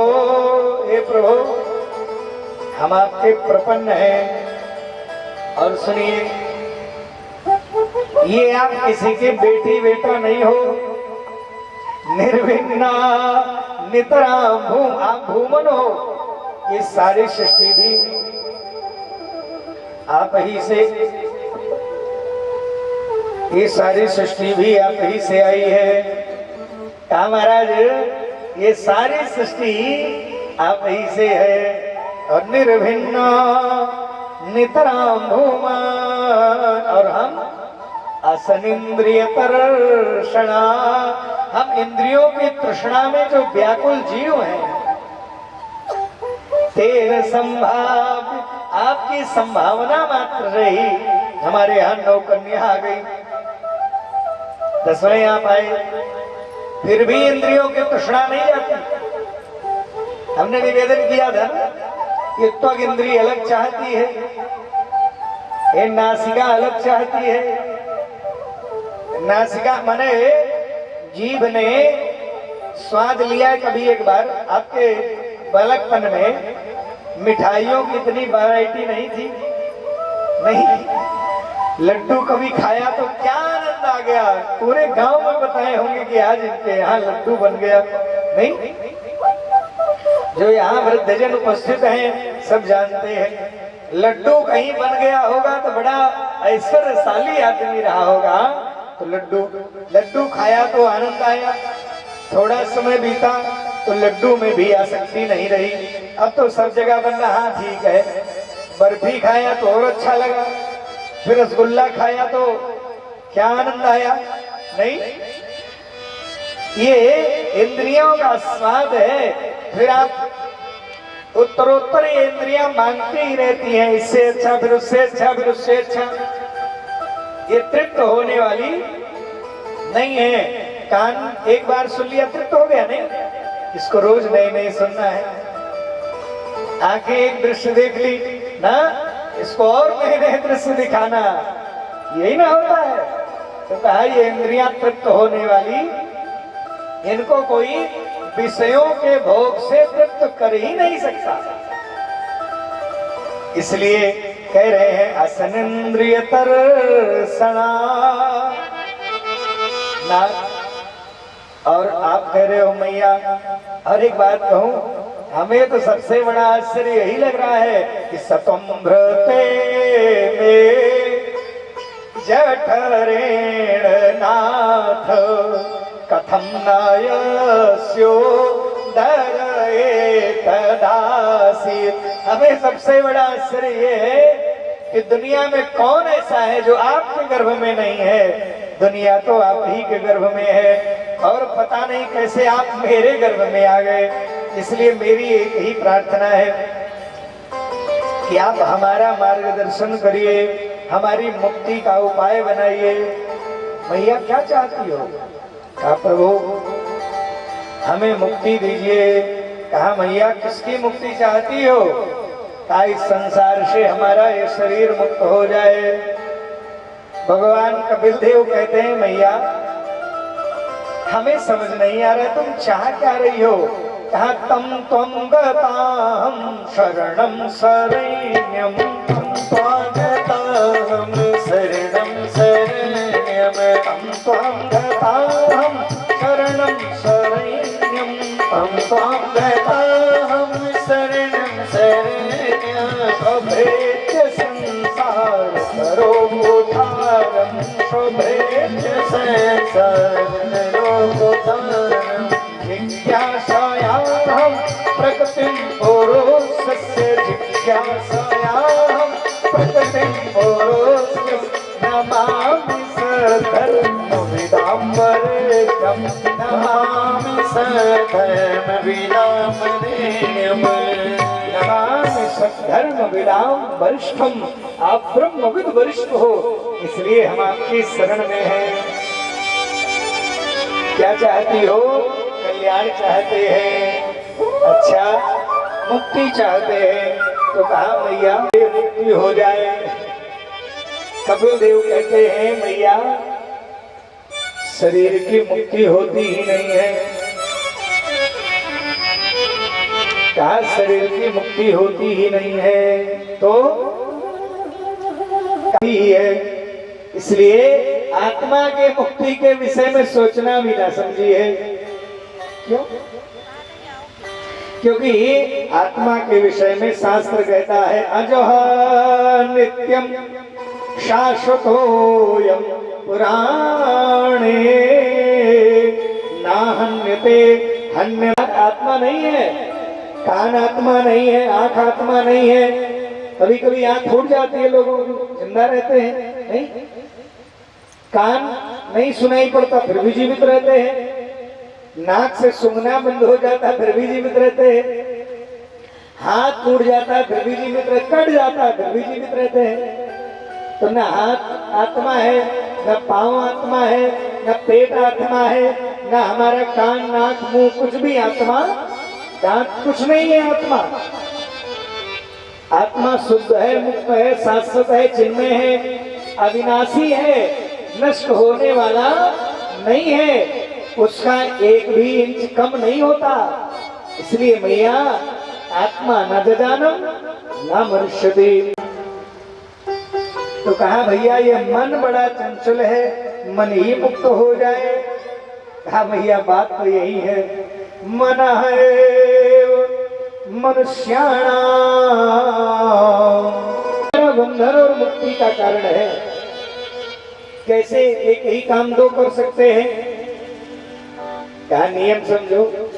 ताला देखे, ताला, ताला में चाबी एक ही है, चाबी को बाएं घुमाया ताला बंद हो गया, और चाबी वही है, दाहिने घुमा दिया तो ताला खुल गया। ऐसे ही मन ही विषयों में लगाया तो बंधन हो गया, परमात्मा में लगाया तो मुक्त हो गए। तो मन है मनुष्याधमो क्षयो वद्धम तो विषयासक्ता मुक्तम। अर्जुन यही तो कहते हैं चंचलम ही मन कृष्ण। हे कृष्ण, ये मन बड़ा चंचल है, चंचलम ही मन। आधुनिक रूप से कबीर भी तो यही कहते हैं मन के हारे हार है और मन के जीते जीत। मन ही मिलावत राम सो मन ही करत फजीत। मन के हारे बन गए और बन तज बस्ती माही। मन लगता है कहीं? आप मन को बनाइए, ये भजन करेंगे और भजन करने बैठते हैं तो मन चला जाता है कलकत्ता। मन भजन में लगाते हैं, माला लेके बैठते हैं, पहला माला उठाते हैं तो लगता है कोई नहीं दे यही कहा। क्यों मिश्र जी? यही होता है। इसलिए बहुत ध्यान से सुनिए। क्या? इसलिए मन की एकाग्रता आवश्यक है, लेकिन ये अभ्यास है, ये वैराग्य और अभ्यास से संभव है। ये न कहते हैं कबीर कि महाराज मन के क्या हुआ, बन तज बस्ती माही। कहा कबीर मन लालची कतहु ठारत ना। मन की गति है अटपटी और झटपट लखे न कोई। जो मन की खटपट मिटे तो चटपट दर्शन होए। इसलिए मन है मनुष्याणा, ये मन ही हमारा बंधन और मुक्ति दोनों का कारण है। यही मन ही आपका बना जो धर्म की साधना में लगा, और न मन बनता तो कहते इतना जितना पैसा हम लगाएंगे यहाँ उतने में 2 गाड़ी खरीद लेंगे। नहीं, जितना यहाँ लगाएंगे उतने में 2 बीघा जमीन अच्छे से मिल जाएगी। इसलिए महाराज ठीक नहीं है। तो यही मन है बंधन और मुक्ति। और बिगहा जमीन खरीदते तो फिर उसमें बुवाई करते, फिर शाम को भोजनों न करते, फिर सुबह परेशान रहते। नहीं, लोग अपने ही आनंद को बिखेर करके आनंदित हो रहे हैं। सुख हाड़ लई भाग सठ, ये नहीं कहते हैं नारद जी, स्वान निरख मृगरा। वही है ना कि हड्डी को चूसता है कौन? कुत्ता। और उस हड्डी को चूसने के कारण उसका गाल फट जाता है, मुंह फट जाता है, उसमें से खून निकलने लगता है। कुत्ते को लगता है कि इस हड्डी से खून निकल रहा है, लेकिन वो असली में उसी का खून है जो निकल रहा है और उसी को चूस करके आनंदित हो रहा है। ऐसे ही हम सब हैं, हम अपने ही आनंद को, महाराज यहाँ से वहां तक 5 मकान बनाए, 5-6 मकान बना दिए और 5-6 मकान में हमें फिर झाड़ू भी मारना है। नहीं, पोछा नहीं लग रहा है और चिंता। अब रात में 11 बजे नींद नहीं आ रही है, वहां पता नहीं कैमरा चल रहा है कि नहीं चल रहा है, फिर नींद नहीं आ रही, गेटवा बंद करना भूल तो नहीं गए हैं। फिर 10 बजे रात में गाड़ी उठाए और घर गए, वहां गेट बंद निकला।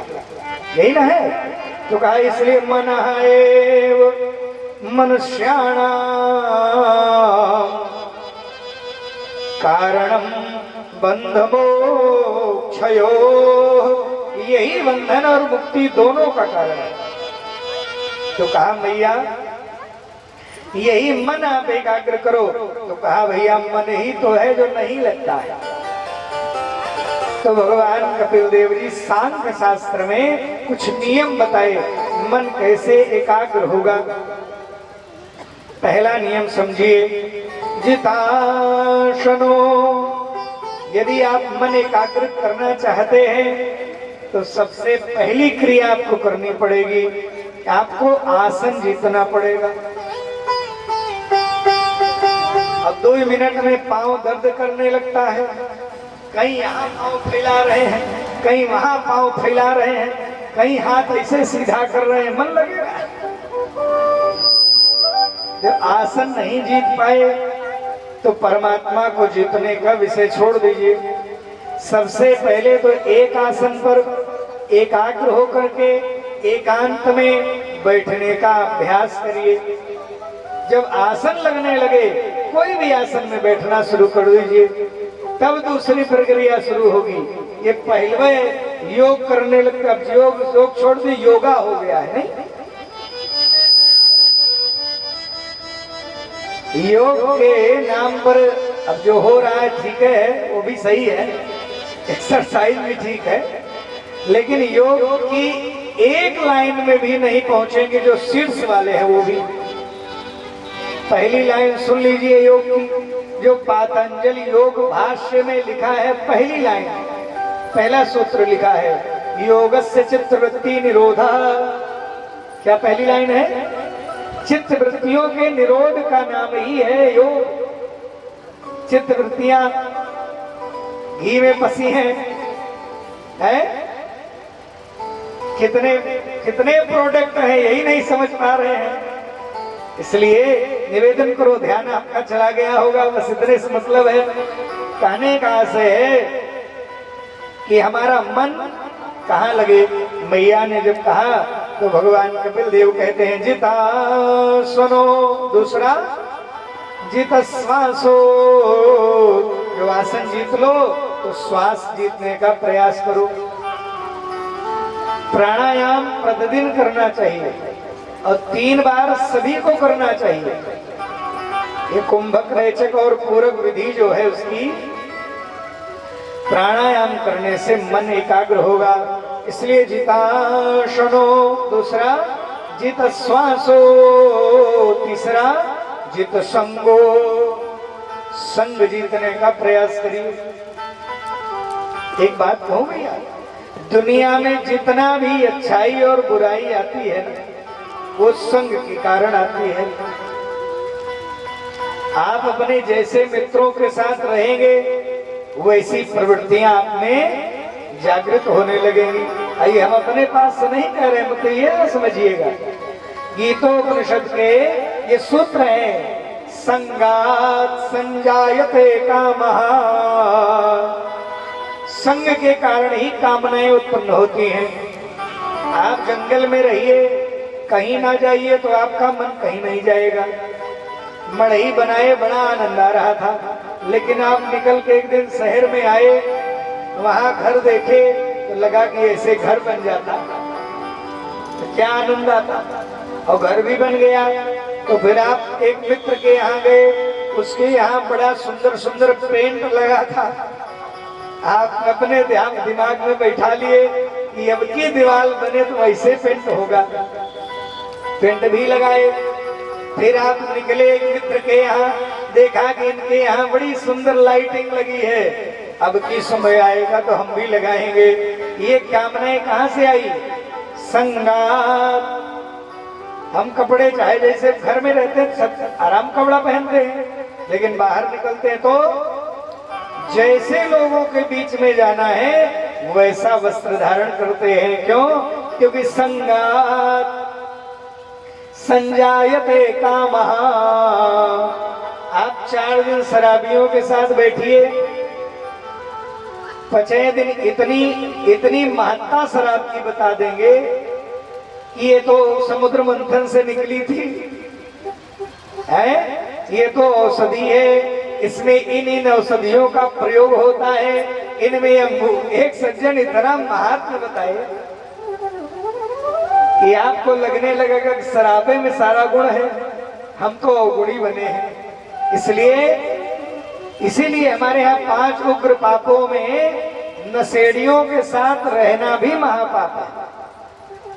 यही है कारण कि संगात। आप पान खाने वाले के साथ 4 दिन जाइए, धीरे से आपसे कहेंगे ये पान भैया भगवान को चढ़ता है और दिव्य है, खाइए सादा वाला। आप खाए, दूसरे दिन मीठा वाला, तीसरे दिन कहेंगे सुपड़ियों डलाओ, और चौथे दिन से आप स्वयं खोजते फिरेंगे, वो नहीं मिलेंगे आपको। इसलिए संगात संजायते कामः, कामः क्रोधो विजायते, क्रोधात् भवति सम्मोहः, सम्मोहात् स्मृतिभ्रमः, स्मृतिभ्रंशात् बुद्धिनाशो, बुद्धिनाशात् प्रणश्यति। ये क्रम है। इसलिए मैया पहला काम करो जिताशनो, दूसरा जितश्वासो, तीसरा जित संगो, जो संग जीतने का प्रयास करो, जित संगो, चौथा जितेंद्रिया, इंद्रियों को जीतने का प्रयास करो। इंद्रियां बड़ी बलवान है सज्जनों, इंद्रियां इतनी बलवान है कि आप विचार नहीं कर सकते। बड़े बड़े महापुरुष महात्माओं की कथा आप सुनिए। महाराज सौभऋषि भागवत में कथा है, सौभरी महात्मा 10,000 वर्ष की तपस्या, लेकिन एक दिन देखे कि मछलियां एक दूसरे से क्रीड़ा कर रही हैं। विचार आ गया हमको शादी करना चाहिए, हम बेकार यहाँ लगोटी लगाए पड़े हैं, ये सब अपने परिवार में मगन है और हमें भी विवाह करना चाहिए। और गए मानधाता जी के यहाँ, विवाह कर लिए, सब कथा जानते हैं। बाद में फिर तो ये इंद्रियां इतनी बलवान हैं, इसलिए संत कहते हैं जिते इंद्रिया, अभ्यास से इंद्रियों को जीतने का प्रयास करो। निकलेंगे क्यों मैया? ध्यान नहीं जाना। जब निकलोगी यहाँ से घर से तो रास्ता में ठेला दिखाई पड़ेगा जिसमें बढ़िया बढ़िया पकौड़े, चाट, पानी पूरी ये सब रखा रहेगा। वही आपको थोड़ा निर्णय लेना है, नहीं इसको खाने से रोग होगा, इसको खाने से हमारी शुचिता, हमारी पवित्रता नष्ट होगी, इसको नहीं खाना है, इससे बचाना है। शरीर भी स्वस्थ रहेगा, मन भी स्वस्थ रहेगा। इसी को क्या कहते हैं? जितेंद्रिया, इंद्रियों को जीतने का प्रयास करें। ये चार मार्ग तो कहा भैया एक बात बताओ, अगर इंद्रियां रुक गई, मन मान लो एकाग्र हो गया, तो लगाए कहाँ? भगवान कपिल देव कहते हैं मैया यहाँ तो और ध्यान रखना है, यदि मन आपने समाज में, संसार में, व्यवस्थाओं में लगाया तो दुख जरूर होगा। आपका बेटा कितना भी प्रिय हो, कितना भी अच्छे से पाला हो, कितने बड़े से बड़े विद्यालय में पढ़ाया हो, आपने इच्छा की है कि बेटा बड़ा होगा, बड़ी सेवा करेगा, जब बेटा बड़ा हो जाएगा बहू बड़ी सेवा करेगी, बड़ा हमारा आज्ञा पालन करेगा। अब बेटा नहीं किया, उसकी अपनी समस्या है, उसके अपने बच्चे हैं, भले ही उसके भी बच्चे बन करके वही हो जैसा वो कर रहा है, लेकिन विचार करिएगा तो आपको बड़ा दुख होगा। इसलिए दुनिया में किसी चीज में मन लगाओगे तो वहां दुख जरूर आएगा। इसलिए संसार की किसी वस्तु में, व्यक्ति में, पदार्थ में, तत्व में मन लगाना ही नहीं है। शरीर से कार्य करना है, लेकिन मन उसमें साचिंतित, मन एक ही जगह लगाना है, साचिंतित भगवत चरणारविंद, केवल भगवान में मन लगाओ, उनके सिवा आपका अपना कोई नहीं है। इसलिए एक बात बताई, कहा जब मैया को कहा भैया मन लगा दे, हाँ हाँ कैसे लगाएंगे? कहा कि ग्राम्य धर्म, इसके लिए ग्राम्य धर्म निवृत्त, धीरे धीरे चाबी बहुओं को पकड़ाना शुरू करिए भैया, समझ रही ना? हाँ, धीरे धीरे चाबी बहुओं को देना शुरू करिए। हाँ, अपने पास ये नहीं कि पूजा कर रही है, अम्मा घी कहाँ रखा है, ये ना हो। मन से आराम से पूजा करिए, बिटिया ले लो चाबी, और उन्हीं का है, चाहे आज अपने से दे दो, चाहे हाथ टेढ़ करके ले ले, नहीं। हाँ यार, आप तो दी है, आपके लिए नहीं, ये सब संसार के लिए कह रहे हैं। निवेदन करो, ध्यान से सुनिएगा। तो कहने का आशय है कि और सहजता से दे देंगे तो सुख होगा, और जाएगा तो दुख होगा, जाएगा जरूर। इसलिए पहले से ही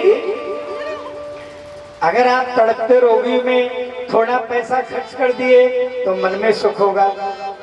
कोई भूखा व्यक्ति मिला रास्ते में, अपनी टिफिन लिए थे और खिला दिए उसको, विश्वास मानिए 1 महीने लगातार आपको वो सुख देता रहेगा हृदय कि हमने अमुक समय पर एक व्यक्ति को भोजन करा दिया था, अपनी टिफिन दे दिए थे। भले ही वो उस दिन आपको भोजन ना मिले, लेकिन वो भोजन का सुख महीनों तक आपके हृदय को तृप्त करता रहेगा। ऐसे ही आप कहीं भी धन का जो विनियोग है होगा जरूर, ये कर देंगे सुख होगा। और जाना है तो जेवा कट गया तो रोते लौटोगे, महाराज जेवा कट गया, अब क्या बताएं। इसलिए बहुत ध्यान से सुनिएगा। कहा महाराज एक बड़ी विचित्र बात कही, क्या महाराज ये क्या करना है? साचिंतित, मैया मन तो केवल ग्राम्य धर्म निवृत्तिश्च मोक्ष धर्म रते, तथा मोक्ष धर्म में रति करो मैया, कल्याण हो जाएगा। और मैया को फिर यम नियम आसन प्राणायाम प्रत्याहार धारणा ध्यान समाधि के विषय में बताया। और जब महाराज प्रेम की 10वीं सीढ़ी का वर्णन किया तो लिखा एवं निसम्य कपिल से वचो जनित्री साकर्दमस्य दयिता किल देवहूति विस्रस्त्रमोह पटला तमभिप्रणम्य तुष्टाव तत्व विषया कित सिद्ध भूमि, वही वो सिद्ध भूमि हो गया जल हो गया उनका शरीर। और वहीं से कपिल देव जी गंगा सागर चले गए। बोलिए कपिल भगवान की। महाराज कपिल देव जी गंगा सागर के लिए चले गए। अब बड़ी सुंदर स्थितियां आई, ध्यान से सुनिए। महाराज आगे चर्चा। यहाँ परीक्षित ने कहा गुरु जी तीसरी बिटिया के विषय में नहीं बताए। क्या तीसरी बिटिया का नाम है प्रसूति। और प्रसूति का विवाह दक्ष प्रजापति से हो गया। और प्रजापति दक्ष ने 16 कन्याएं उत्पन्न करी, जिनसे 13 कन्याओं का विवाह महाराज धर्म से कर दिया प्रजापति। लिखा है 13 कन्याएं धर्म को ब्याही गई। यदि आप धर्म की शरण में जाते हैं, तुम्हारा 13 कन्याएं आपका कल्याण करने के लिए उद्युक्त हो जाती हैं। कौन कौन? कामराज श्रद्धा मैत्री, पहली बिटिया है श्रद्धा। श्रद्धा मैत्री दया शांति पुष्टि तुष्टि क्रियोन्नति बुद्धि मेधा तितिक्षा मूर्ति धर्मस्य नया। ये 13 पुत्रियां हैं धर्म। एक बिटिया को दे दिया अग्नि को, जिनका नाम है स्वाहा। उनसे पावक पावमान और शुच जन्म लिए। एक बिटिया को दे दिया पितरों को, जिनका नाम है सुधा। उनसे वायुना और धारणी उत्पन्न हुए। और एक बिटिया को दे दिया शिव को, जिनका नाम है सती। लेकिन एक बड़ी समस्या, इनसे कोई संतान नहीं हुआ। इनसे कोई संतान नहीं हुआ। और एक बड़ी समस्या की बात बताई कि इनकी अकाल मृत्यु हो गई। जब ये सुना कि इनकी अकाल मृत्यु हो गई तो महाराज कप गए। कहा भगवान शिव तो मृत्युंजय कहलाते हैं और भवे शीलवताम श्रेष्ठ। भगवान शिव तो सदाचार का खजाना है। कहा एक बार एक यज्ञ हुआ सज्जन, उसमें निर्णय लिया गया कि प्रजापतियों में जो श्रेष्ठ हैं ऐसे दक्ष महाराज, उनको प्रजापति का अधिपति बना दिया जाए। सबने एक स्वर से कहा ठीक है। तो सभा आयोजित हुई। उसमें सारे देवता आए, सारे पुत्रगण आए, सभी गंधर्व आए, सभी सब महात्मा आए और 3 देवता भी पधारे। ब्रह्मा जी सभाध्यक्ष, विष्णु जी मुख्य थे और विशिष्ट अतिथि के रूप में शिव जी भी पधारे। तीनों लोग आए। अब दक्ष को आना है, उन्हीं को प्रजापति बनना है। दक्ष देवताओं से भी बड़ा पद होता है, समझ रहे? जब आप हवन शुरू करते हैं तो पहली आहुति किसको पड़ती है? प्रजापते स्वाहा। यही पहली आहुति पड़ती है। इसलिए महाराज क्या प्रजापति बनना था। अब ये पहुंच गए सामने। अब ये जब महाराज पहुंचे तो धीरे से बड़ी सुंदर स्थिति बनी। ये पहुंचे महाराज तो 3 लोग नहीं खड़े हुए और सब खड़े हो गए। और ब्रह्मा जी नहीं खड़े हुए, विष्णु जी नहीं खड़े हुए और शिव जी भी नहीं खड़े हुए। मन को समझाया। कुछ होते हैं ना लोग कि हमारे आने पे वहां बुद्धि नहीं जाती। कौन प्रणाम